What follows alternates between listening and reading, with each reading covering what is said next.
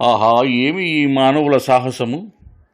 ప్రాణములను హరించివేయు కరోనా వైరస్సును సహితము లెక్క చేయక వీధులలో విహరించు వీరికి ఏమి తెలిపినను అహో నిష్ప్రయోజనమే.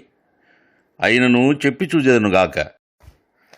కాలు మోపిన చాలు వీధులలోన రేయని దేహములోనికి చొచ్చుకుపోయడి కరోనా వైరస్సు. గాలి పీల్చిన చాలు ముక్కు కవచము లేకుండా ఊపిరితిత్తుల చేరి తిష్టవేయును వైరస్సు. అడుగు పెట్టిన చాలు జనముల గుంపులోన ప్రాణమునకు ముప్పు కల్గొను వైరస్సు వలన.